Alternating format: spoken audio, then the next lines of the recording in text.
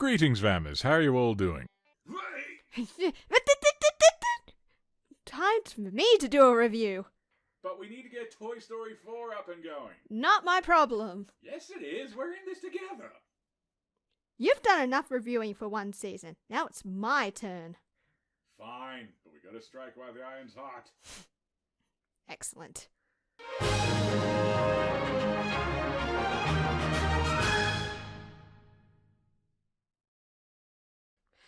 Greetings, Vammers. How are we all doing? Well, I must say, next month is very exciting. And I'm here to review The Dark Crystal for you. In May of 2017, Jim Henson's company released a statement stating that along with Netflix, it was in the process of creating and filming a prequel to The Dark Crystal. Many fans were concerned if this 10-episode series would stick to the original concept and style that the original movie had made. Would it be a puppetry, or Muppetry in this case, like the original was well known for? Or would it be CGI? There wasn't much said about the style. That it only would be a series and not a full-length feature film. Many fans were in doubt that it would be completed, as there were talks about a sequel to the beloved film. But those ideas and theories were shut down by Henson when he stated in an interview that the original film didn't need a sequel, as the movie was complete. And yeah, I agree with that statement. There's nowhere else to take the story. Then 2 years later, Netflix released an official trailer for the series, which would be called The Age of Resistance. It tells the story of 3 gelflings who are burdened with the task of saving the world of Thra from the Skeksis and fix the Crystal of Truth. But before we dive back into the world of Thra, let's take a step back to the 80s and rediscover the beautiful world of Thra in VAM's exclusive review of The Dark Crystal. The 80s brought us an array of fantastic films, particularly when it came to basic CGI and puppetry. Films such as The Labyrinth, Return to Oz, Star Wars 5 and 6, and E.T. But nothing was more unique than The Dark Crystal. The Dark Crystal was created by directors and Muppeteers Jim Henson and Frank Oz, fathers of the Muppets and Muppet creators for Sesame Street. Henson's inspiration came about around 1975 when he saw an illustration from Leonard B. Lumbens in a 1975 edition of Lewis Carroll's poetry depicting crocodiles living in a palace wearing stylish robes and fine jewelry.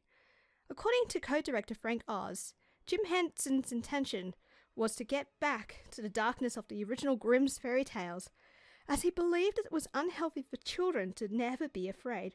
The healthy kind of afraid, just saying. More like Halloween and less like... Halloween? You know what I mean? Wait, who put that in there? David, did you put this in here? Maybe. Much like Return to Oz, where the setting was gritty, less colourful and creepy, Henson wanted to create a film where it took on the child's fears and wanted to create something that was different from his works on Sesame Street, and the cute and lovable Muppets like Kermit the Frog and Miss Piggy. Along with producer Gary Kurtz, who produced Star Wars, and music composer Trevor Jones, they succeeded making one of the most memorable puppetry films that still sticks with you for generations and is much loved by all. With that said, let's dive into The Dark Crystal, which still to this day is the only live-action movie not to have a human character. Though if I'm wrong, let me know. But that was the case when I last checked. It starts off with the story of the land of Thra, and the world has been thrown into darkness. The crystal has been cracked because of that. 2 new races appeared in Thra, the cruel and vulture-like Skeksis, and the gentle mystics. The Skeksis combine the crystal and have been using the crystal's power to gain eternal youth. Further away from the castle and along the riverbank sits Jen, a gelfling who has been taken in by the mystics after his clan was killed. He hears the call from his master and goes to him to find that his master is dying. His master explains that the Great Conjunction is about to happen and that Jen must find the missing shard from the Great Crystal in order to heal it. He also explains that if he cannot find a shard by the time the 3 suns line up together, that the Skeksis will rule the land of Thra forever, and the only person who would know where it is would be the astronomer Orgra. voiced by the wonderful Billy Whitelaw. God love her. Wait, it's a man. No, Billy Whitelaw's a woman. Thank you. After his master explains what he needs to do, he dies peacefully and fades away to join the earth and rest. Meanwhile, the Skeksis Emperor is dying in bed too and refuses to give up his place as emperor. Unlike the Mystics passing where they simply fall asleep, sparkle and fade, the Skeksis' death is more painful and simply turn to dust. Well, I can't say he didn't deserve that. The Skeksis must find a new emperor, and a battle between the Chamberlain and General happen, who both want the throne. They decide this by going into battle by a trial by stone. The Chamberlain loses, and the General becomes the new emperor and exiles the Chamberlain for losing the duel. The crystal calls for all the Skeksis to come to the crystal room and reveal Jen making his way up the mountain to find Olgra. As Jen finds Olgra in the shard, they are attacked by the Gartham, large insect-like creatures that are a combination of large beetles and scorpions. Where's my fly spray when you need it? I need my giant fly swatter and go swack, swack, back off them, back off them. No! And Olga is taken by them. Jen successfully escapes with the shard in hand, then stops and wonders what he needs to do with the shard, when he is interrupted by a rustling sound behind him. He goes to investigate the sound, and he comes across Fizzgig, a small furry creature with lots of teeth, and I mean lots of teeth. Don't stick your fingers in there, you'll lose one. He gets startled and falls backwards into the mud. Moments later, he is approached by Kira, a female gelfling, who helps him out of the mud. But in doing so, they both dream fast, are sort of going back in time to reveal who they are and what happened to them.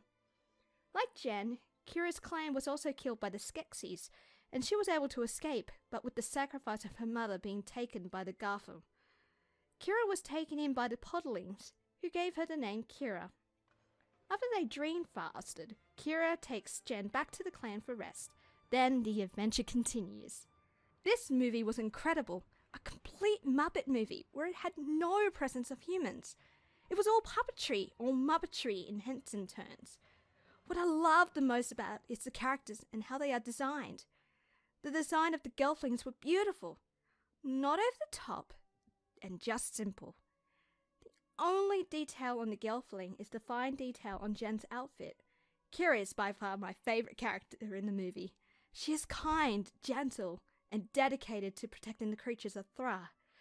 The Skeksis were incredibly detailed, from the bone-like hands to the exquisite detail on the clothing. The only thing I could nitpick about this movie is the pacing. I would have loved to have known more about Thra and all the creatures that inhabit the land.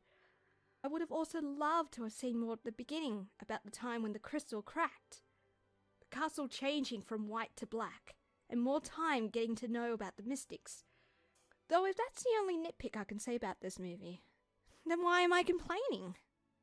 The visuals were stunning, the setting incredible, and the character design is like nothing you would see today. Until the prequel series, that is.